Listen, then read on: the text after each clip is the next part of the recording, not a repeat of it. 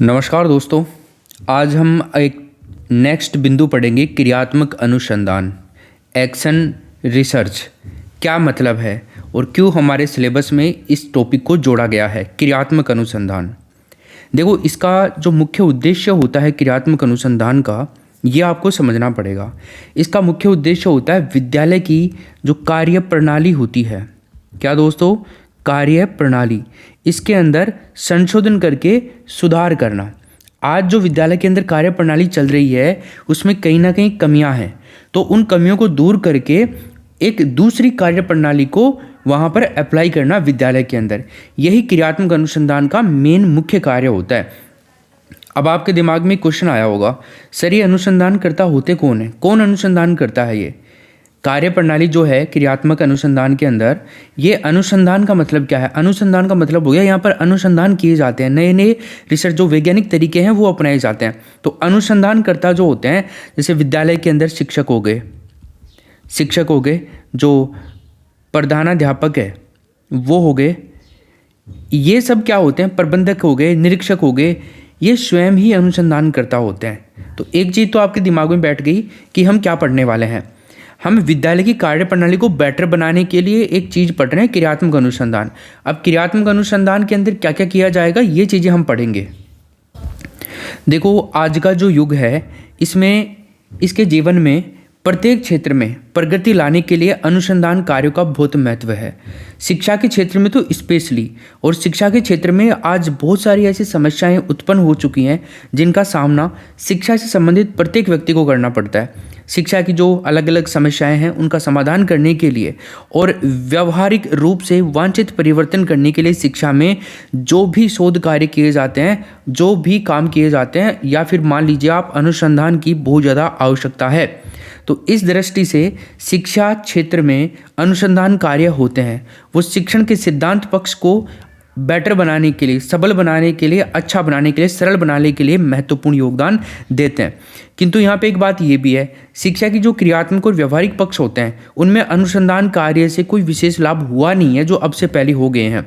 तो ऐसी स्थिति में एक ऐसी पद्धति की आवश्यकता होती है दोस्तों, जिसके फलस्वरूप विद्यालय से संबंधित समस्याओं का समाधान खोजा जा सके और विशिष्ट स्थिति में परिवर्तन और सुधार किया जा सके।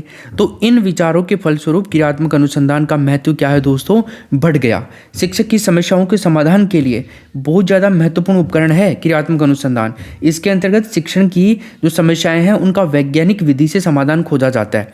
क्रियात्मक अनुसंधान विद्यालय के कार्य पद्धति इनमें विकास करने का एक सबल साधन है, एक सरल माध्यम है। इसके माध्यम से शिक्षक अपनी कक्षा और विद्यालय की समस्याएं हैं उनको सुलझाने का प्रयास करता है। आज शिक्षा के क्षेत्र में देखो आप, नए नए अनुसंधान होते जा रहे हैं जिनका उद्देश्य है शिक्षा को उत्तम बनाना है और शिक्षा संबंधित समस्याओं को सुलझाना है। क्रियात्मक अनुसंधान जो है ये अनुसंधान की जो प्रगति है उसको बल देता है, उसको गति प्रदान करता है। क्रियात्मक अनुसंधान समस्याओं के अध्ययन की एक वैज्ञानिक पद्धति है, ऐसे समझ लीजिए, जो ज्ञान की खोज के लिए किया जाता है। सिंपल सा एग्जांपल दूं, जो अब NEP नई आई है भारत के अंदर, नेशनल एजुकेशन पॉलिसी न्यू, तो यही एक इसका जीता जागता उदाहरण है। ये भी एक शिक्षा के क्षेत्र में अनुसंधान किया गया है ना, तो उसके हिसाब से आज के टाइम के हिसाब से और ज़्यादा शिक्षा को बेटर बनाया गया है इसके अंदर, ताकि जो आज से पहले विद्यालय के अंदर, स्कूल के अंदर जो अध्यापक है और छात्र है उनके बीच में जो समस्याएं उत्पन्न हो रही थी, जो समस्याएं आ रही थी, चाहे शिक्षक को समस्या है चाहे विद्यार्थियों को है समझने में या समझाने में, तो उन चीज़ों को इसके अंदर सबल बनाया गया है, बेटर बनाया गया है, सरल बनाया गया है न्यू एजुकेशन पॉलिसी के अंदर। तो ये चैप्टर जो है इसमें से आपकी प्रश्न आएगा ही आएगा, क्योंकि ये कहीं ना कहीं आपके न्यू एजुकेशन पॉलिसी से भी जुड़ा हुआ है। न्यू एजुकेशन पॉलिसी हम अलग से पढ़ेंगे, मैं पढ़ाऊंगा आपको एक वीडियो के अंदर, पूरी NEP पूरी पढ़ा दूंगा, क्योंकि उससे क्वेश्चन आएंगे आपके। वो चैप्टर अपना लास्ट रहेगा, ठीक है। चलो, ये अपना एक जो चैप्टर चल रहा है NCF 2005 और आपका RT 2009, क्रियात्मक अनुसंधान, मूल्यांकन, ये सारे अपने एक ही चैप्टर के पॉइंट्स हैं अलग अलग। और उस चैप्टर का क्या नाम है, शिक्षण अधिगम की प्रक्रियाएं और शिक्षण अधिगम की व्यूह रचनाएं, और अलग अलग से कुछ चीज़ें हैं जो अपन पढ़ेंगे। इसके अंदर अपन ने NCF 2005 पढ़ लिया, नेशनल करिकुलम फ्रेमवर्क 2005, राष्ट्रीय पाठ्यचर्या की रूपरेखा 2005 अपन ने पढ़ लिया। अपन ने RT 2009 भी पढ़ लिया, RT 2009 right to education act 2009, इसके अंदर सब चीज़ें अपन ने देख ली। लगभग 1 घंटे की क्लास थी, वो भी आप देख लेना, पूरा कंप्लीट इसमें करवा रखा है मैंने। चलो अब हम अपने चैप्टर पे आते हैं। समझ लिया अपन ने इसकी बेसिक जो थी उसको। तो सबसे पहले हम देखें तो क्रियात्मक अनुसंधान जो है इसका सूत्रपात कहाँ पर हुआ, किस देश में हुआ। तो एक तो ये याद रखना, अमेरिका के अंदर इसका सूत्रपात हुआ। क्रियात्मक अनुसंधान शब्द जो है, ये जो शब्द है, इसका सबसे पहले प्रयोग किसने किया और कब किया, ये प्रश्न भी अगर हमसे पूछे तो इसका सबसे पहले प्रयोग किया केलियर ने। केलियर ने किया। अब देखो सूत्रपात कहाँ पर हुआ, अमेरिका में हुआ, तो सिंपल सी बात है केलियर अमेरिका के ही होंगे, ठीक है। अब ये चीज़ याद रखो, 1926 के अंदर ये सूत्रपात हुआ। 1926 में दुनिया के सामने क्रियात्मक अनुसंधान शब्द आया, एक्शन रिसर्च शब्द आया। क्रियात्मक अनुसंधान का सीधा सीधा संबंध अगर लिया जाए तो शिक्षा के क्रियात्मक पक्ष से है। क्रियात्मक पक्ष का मतलब हो गया शिक्षा के क्षेत्र में परिवर्तन, क्रिया करना, नई नई शोध कार्य करना, अनुसंधान करना। शिक्षा के क्षेत्र में क्रियात्मक अनुसंधान शब्द का सबसे पहले प्रयोग जो किया, इसके बारे में अगर बात करी जाए, देखो क्रियात्मक अनुसंधान शब्द का प्रयोग शिक्षा के क्षेत्र में अगर बात करें ना, तो यहाँ पर अलग आंसर आएगा स्टीफन एम कोरे 1953। यहाँ पर तो क्रियात्मक अनुसंधान शब्द का प्रयोग हुआ केवल। अब ये प्रयोग कोई क्षेत्र में नहीं हुआ, केवल शब्द का प्रयोग हो गया कि ऐसा कोई शब्द हो सकता है क्रियात्मक अनुसंधान जिसको हम अलग अलग क्षेत्रों में अप्लाई कर सकते हैं। तो इसका सबसे महत्वपूर्ण जो क्षेत्र निकल कर के आया वो शिक्षा के क्षेत्र में अप्लाई करना, इसको बेटर समझा गया।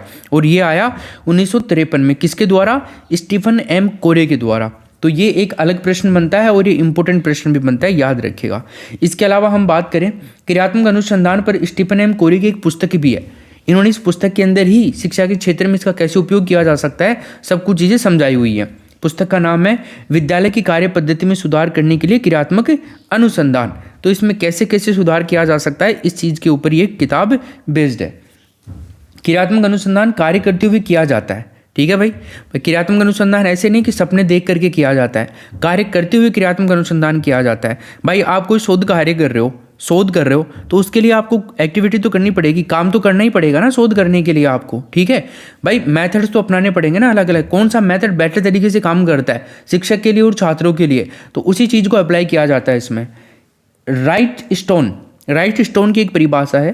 परिभाषा क्या है, इन्होंने जो है राइट स्टोन ने, परिभाषा अलग से पढ़ेंगे अपन, इन्होंने क्रियात्मक अनुसंधान शब्द को आगे बढ़ाया और आगे लेकर के गए। इन्होंने इसके ऊपर जोर दिया। इन्होंने समझा कि क्रियात्मक अनुसंधान जो है एक बेहतरीन चीज़ है और इससे दुनिया की जो एजुकेशन है, शिक्षा है, इसके अंदर सुधार किया जा सकता है। तो इन्होंने इसको आगे बढ़ाने का काम किया, किसने, राइट स्टोन ने।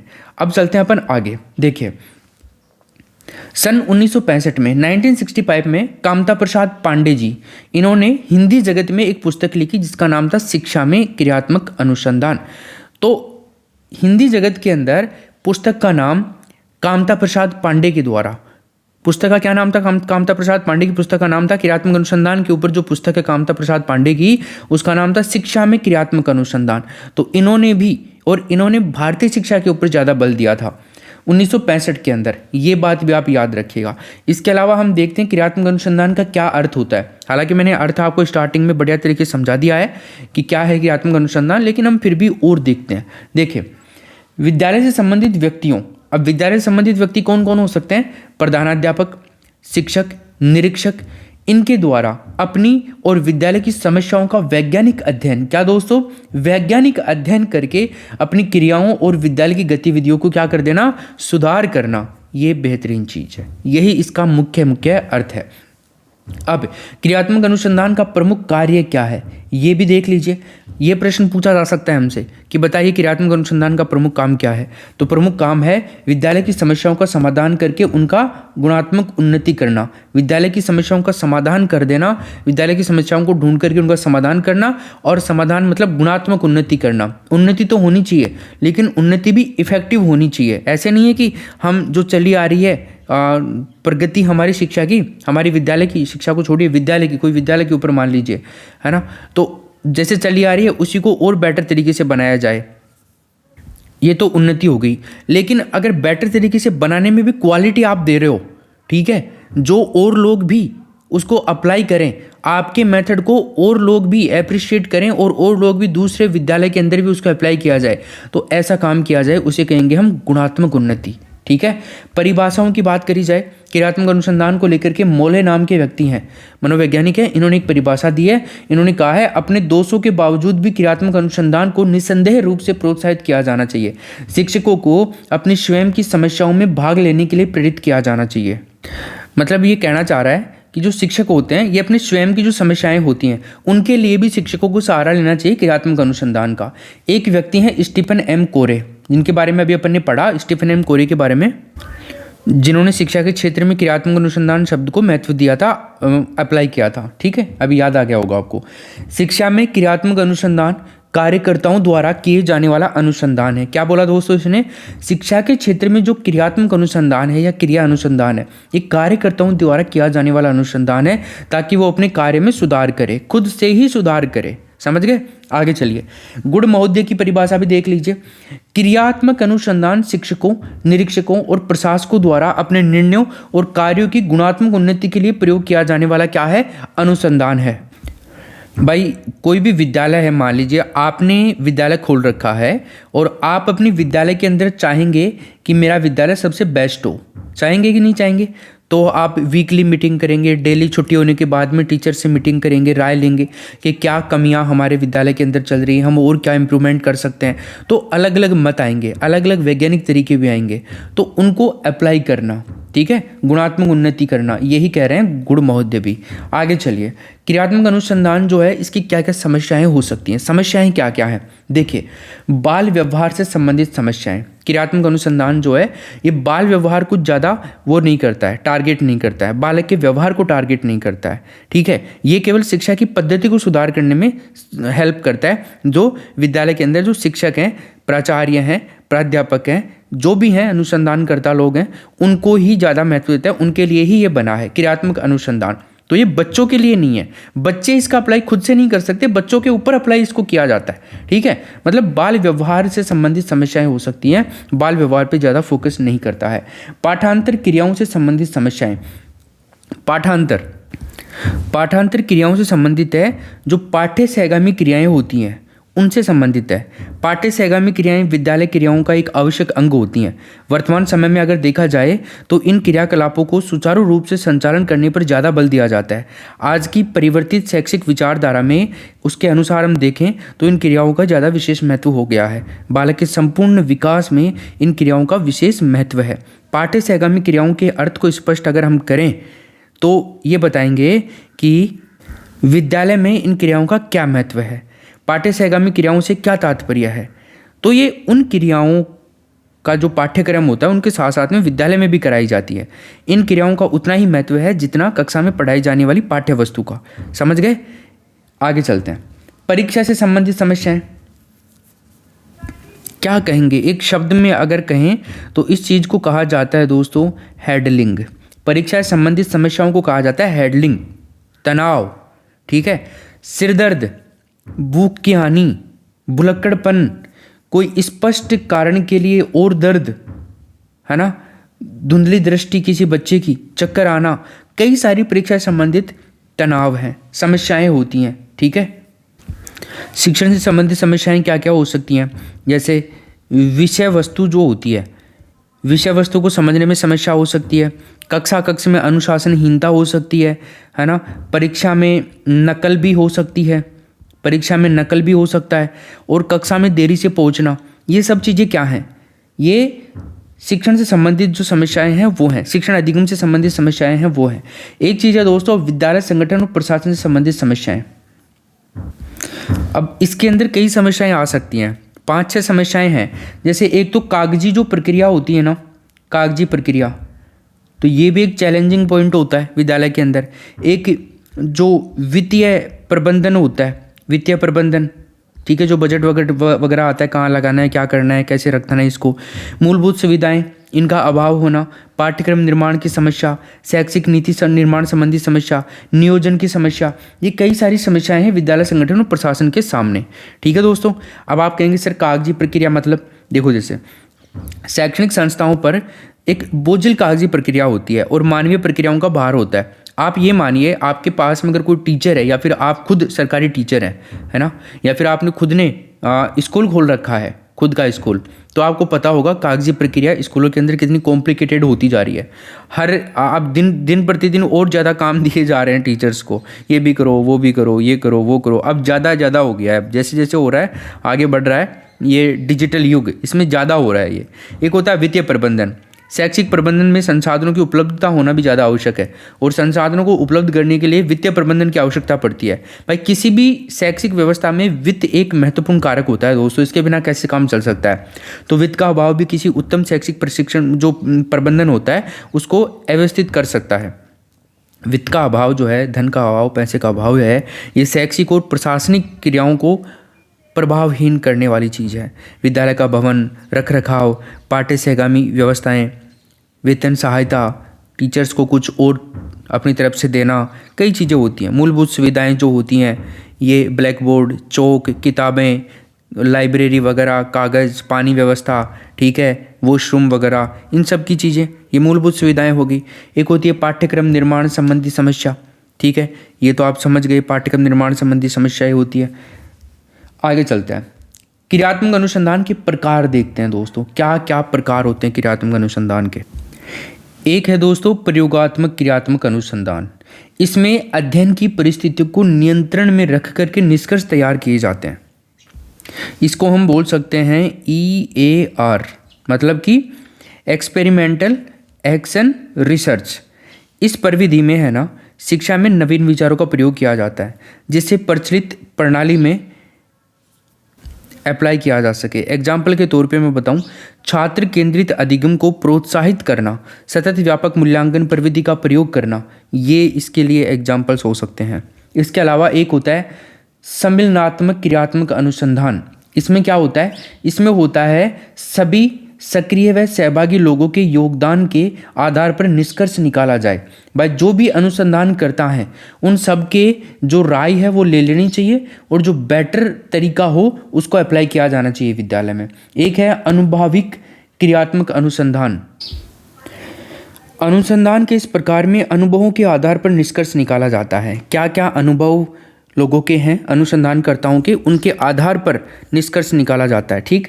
इसके अलावा एक है निदानात्मक क्रियात्मक अनुसंधान। इसमें दैनिक समस्याएं जो होती हैं उनको आधार मान करके निष्कर्ष निकाला जाता है। जो भी प्रतिदिन की समस्याएं होती हैं, भाई आज क्या क्या समस्याएं, किस किस के सामने कौन कौन सी समस्याएं, तो उन समस्याओं का क्या समाधान निकाला जाता है, सब लोग बैठ करके उसका समाधान निकाल सकते हैं। तो ये क्रियात्मक अनुसंधान के प्रकार हैं। भाई ऐसे ऐसे क्रियात्मक अनुसंधान को अप्लाई किया जा सकता है स्कूल के अंदर। इसके अलावा एक आता है दोस्तों क्रियात्मक अनुसंधान के चरण, पद या सोपान। क्या आता है, चरण, पद या सोपान। अब देखो, एंडरसन ने क्रियात्मक अनुसंधान के 7 चरण बताए हैं, ठीक है। कितने चरण बताए हैं, 7 चरण, जिनमें पहला चरण है समस्या का ज्ञान। भाई क्या समस्या आ रही है, टीचर्स को समस्याओं का ज्ञान भी तो होना चाहिए ना, तभी तो आप कोई सोल्यूशन निकाल सकते हो।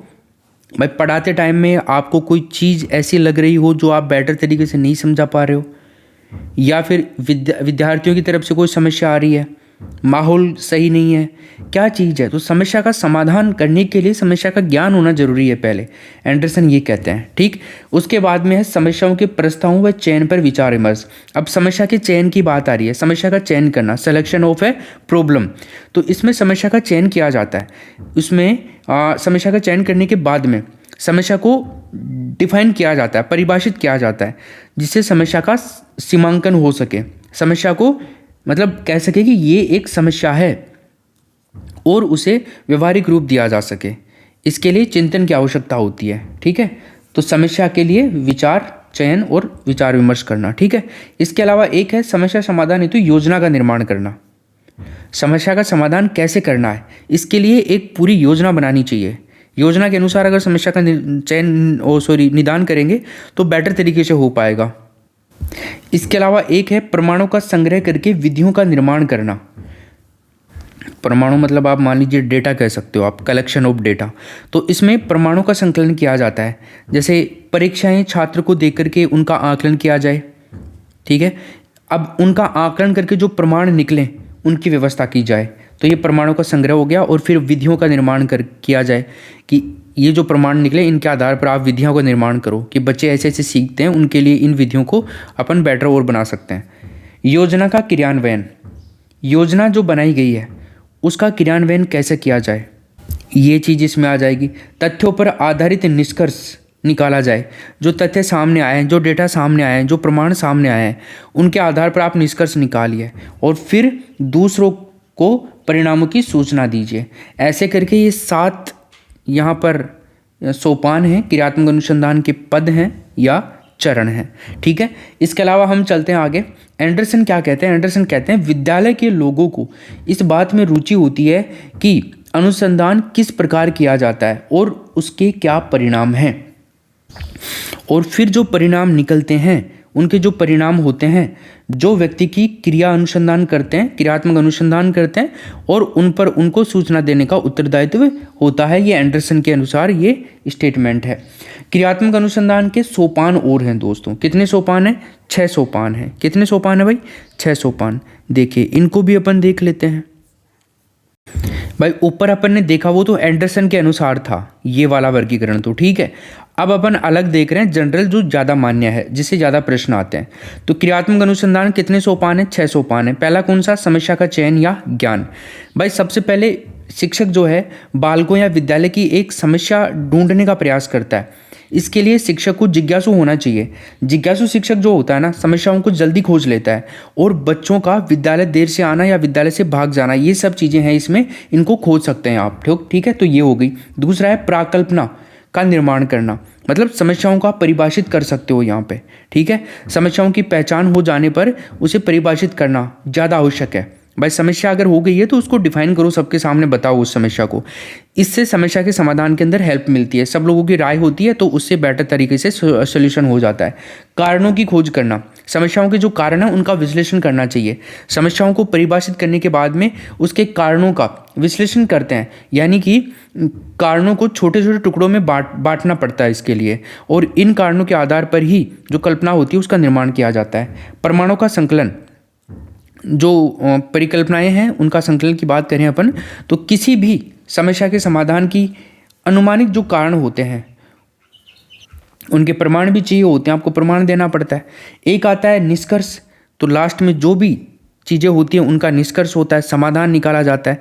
भाई शिक्षक तथ्यों का संकलन करने के बाद में निष्कर्ष निकालते हैं और विभिन्न प्रकार के समाधान करने का प्रयास करते हैं। ठीक है, लास्ट में आता है मूल्यांकन, मूल्यांकन कर दिया जाना चाहिए लास्ट में। ठीक, चलिए, तो ये 6 क्रियात्मक अनुसंधान के सोपान हो गए। इसके बाद में हम बात करते हैं दोस्तों क्रियात्मक अनुसंधान की सीमाएं। क्या है? सीमाएं। इस अनुसंधान में विश्वसनीयता और वैधता का अभाव है। ठीक है भाई, विश्वसनीयता और वैधता का अभाव है। केवल विद्यालय के अंदर ही जो शिक्षक होते हैं और जो प्राध्यापक होता है उनके ऊपर ही तो बेस्ड होता है सारा अनुसंधान विद्यालय का।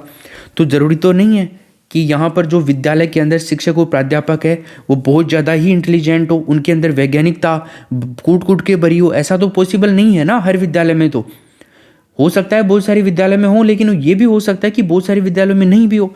आप तो जानते ही है ना, कई सारे टीचर्स तो ऐसे होते हैं जो बच्चों से पढ़वाते हैं, बच्चों से लिखवाते हैं, खुद कुछ करते ही नहीं है क्योंकि उनको कुछ आता ही नहीं है। हमारे भारत में यही तो कई सारी प्रॉब्लम्स हैं कि किसी को भी टीचर बनाया हुआ है।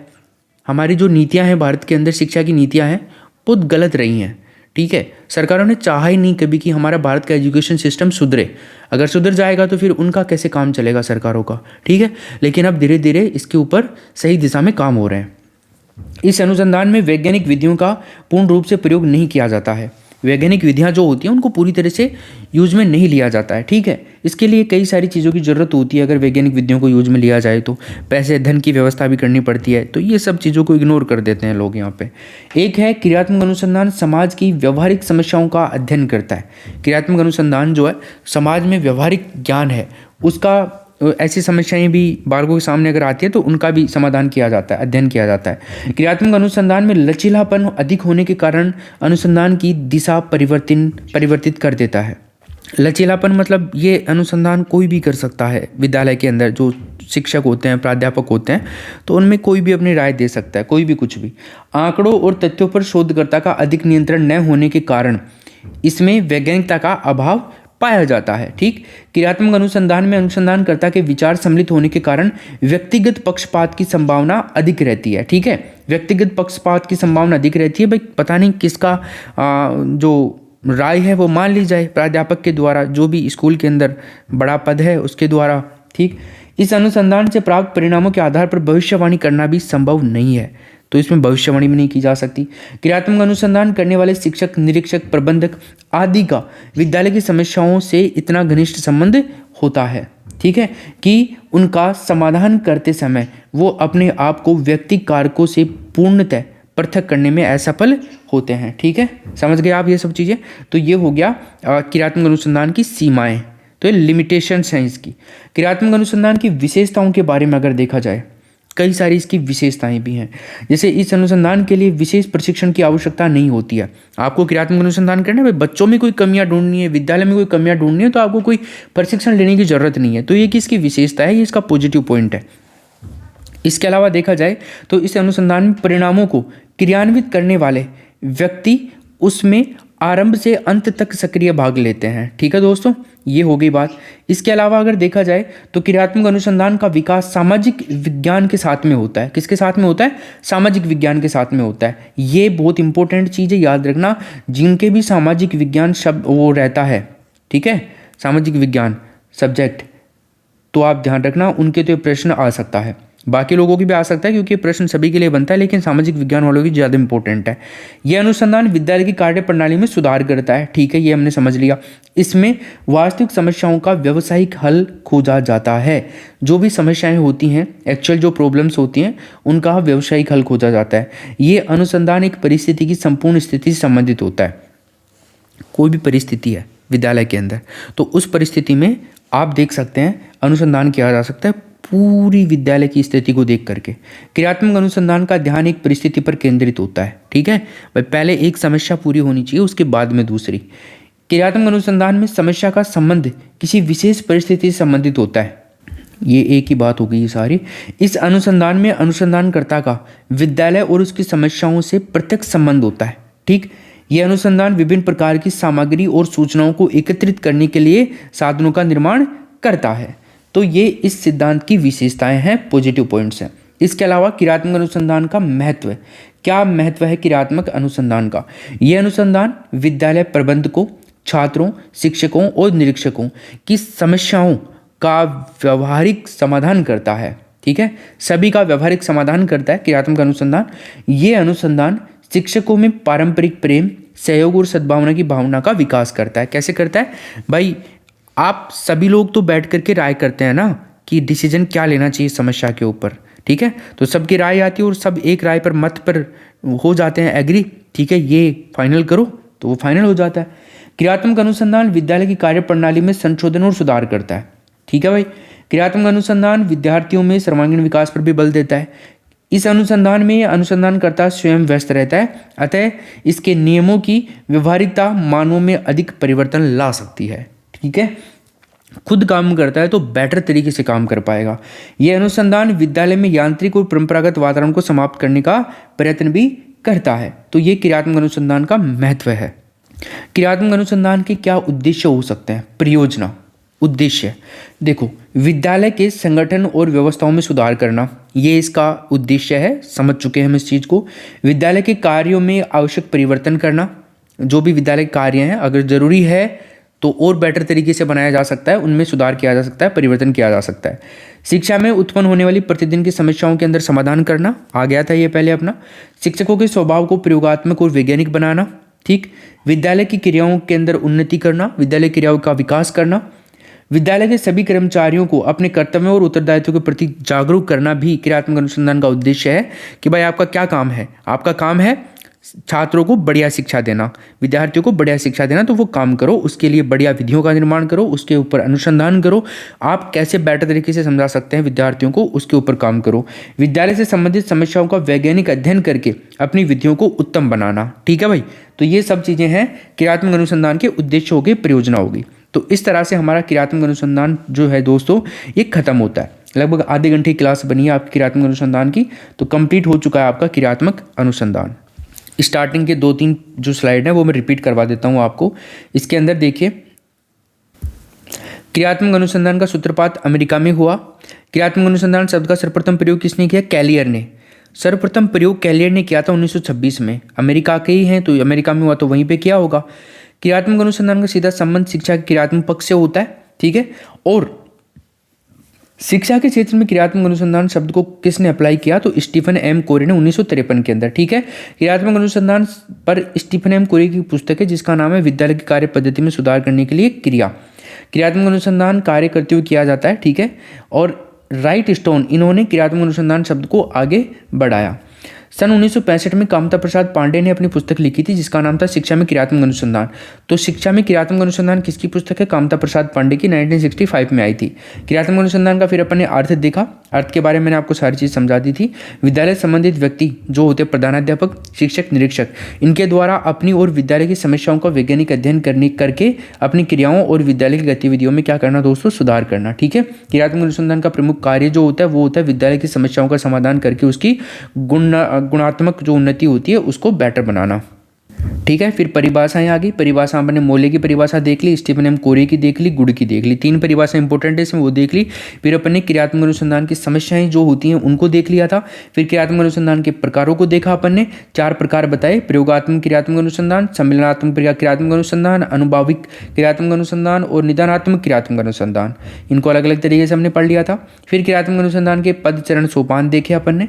इसके अंदर 7 सोपान देखे थे एंडरसन के अनुसार, और फिर हमने एंडरसन के अनुसार कुछ स्टेटमेंट थे वो देखे। फिर क्रियात्मक अनुसंधान के 6 सोपान अलग से देखे जो चले आ रहे हैं, जिनमें समस्या का चयन, ज्ञान, परिकल्पना का निर्माण, कारणों की खोज, प्रमाणों का संकलन, निष्कर्ष और मूल्यांकन, ठीक। ये क्रम पूछा जाता है दोस्तों, क्रम याद रखिएगा आप लोग, ये क्रम इंपॉर्टेंट है इनका। क्रियात्मक अनुसंधान की सीमाएं फिर अपन ने देख ली थी। फिर इसके बाद में क्रियात्मक अनुसंधान की विशेषताएं क्या हैं वो अपन ने देखी। फिर क्रियात्मक अनुसंधान का महत्व अपन ने देखा, और फिर क्रियात्मक अनुसंधान के उद्देश्य देख ली, प्रयोजना देख ली, और फिर हमारा ये चैप्टर हो गया दोस्तों खत्म, ठीक है। तो ऐसे ही आपका चैप्टर होता है खत्म। अब आप सभी दोस्त एक ऐप डाउनलोड कर लें, अगर आपने नहीं किया है तो एग्ज़ाम दरबार नाम से अपना एप्लीकेशन है प्ले स्टोर पे। वहाँ पर आप REET 2nd grade, 1st grade, 3rd grade किसी भी टीचिंग एग्जाम के लिए कंप्लीट प्रिपरेशन कर सकते हो बेहतरीन ढंग से। यहाँ पर आप मेरा कोर्स तो यहाँ पर कर ही रहे हो, इसके अलावा आप कोर्सेज के अंदर मैंने 3 टीचर्स की आपकी बाल विकास और शिक्षा शास्त्र की कक्षाएं करवा रखी हैं, जिनमें बेहतरीन शिक्षक हैं अशोक पारिक सर, आप सभी जानते हैं कितना बेहतरीन पढ़ाते हैं। इसके अलावा लकी आहूजा मैडम, इसके अलावा शर्मा सर। तो बेहतरीन फैकल्टीज़ के साथ में हमारे कोर्सेज हैं, और वो भी आप इन टीचर्स के कोर्स जहाँ पर जिन कोचिंग्स में मिलते हैं ना दोस्तों, मिलते थे, वहाँ पर आप 5-5, 6-6 हज़ार रुपये देते थे ऑनलाइन के, और ऑफलाइन में जब आप इन टीचर्स से पढ़ते हैं तो आप जानते हैं कितनी फ़ीस आपको पे करनी पड़ती है, 20-20, 25-25 हज़ार रुपये, ठीक है। तो इन टीचर्स के कोर्स हम आपको उपलब्ध करवा रहे हैं एग्ज़ाम दरबार एप्लीकेशन पे। कंप्लीट कोर्स में ही इन टीचर्स का भी कोर्स है, इनके साथ में आपको बाकी सब्जेक्ट भी पढ़ने को मिल रहे हैं दोस्तों, कंप्लीट कोर्स मिल रहा है, साथ में नोट्स भी मिल रहे हैं। तो मात्र 300 रुपये के आसपास में अराउंड इस टाइम में प्राइस है, हो सकता है बाद में बढ़ जाए, कम हो जाए, वो बात की बात है, फिलहाल ये है। तो आप ये कोर्स ज्वाइन कर सकते हैं, ठीक है। ये कोर्स रनिंग है, अभी चल रहा है, हमने पूरा कोर्स न्यू रिकॉर्ड किया है, कुछ कक्षाएँ रिकॉर्ड हो रही हैं, जो हो चुकी हैं उनको हमने अप्लाई कर दिया है, डाल दिया है वहाँ पर, और जो अभी हो रही हैं वो हम कंटिन्यूसली डालते जा रहे हैं। और हमने टेस्ट सीरीज भी लॉन्च करी है, 2nd ग्रेड की टेस्ट सीरीज लॉन्च हो चुकी है, फर्स्ट पेपर की अगर आप चाहें तो ले सकते हैं, वो लाइव टेस्ट सीरीज है। और ऐसे ही रीट की भी लाइव टेस्ट सीरीज जल्दी आ रही है, 3rd ग्रेड की भी आ रही है, 1st ग्रेड की भी आ रही है, 2nd पेपर्स की भी आ रही हैं सभी की। तो वो सभी जो विषय विशेषज्ञ हैं उनके द्वारा तैयार की जा रही हैं, जल्दी ही आ जाएंगी, ठीक है। Thank you so much. Exam दरबार ऐप डाउनलोड कर लें। अगर आपको हमारा ये वीडियोज़ पसंद आती है, हमारी क्वालिटी पसंद आती है, तो आप चैनल को सब्सक्राइब जरूर कर लें, और वीडियो को लाइक करें, अपने दोस्तों के साथ में शेयर करें। एग्ज़ाम दरबार ऐप डाउनलोड करने के साथ में एग्ज़ाम दरबार टेलीग्राम चैनल से ज़रूर जुड़ जाएं। एग्ज़ाम दरबार ऑफिशियल नाम से टेलीग्राम चैनल है, वहाँ पर आपको सभी इन्फॉर्मेशन मिल जाती है, ठीक है। Thank you so much.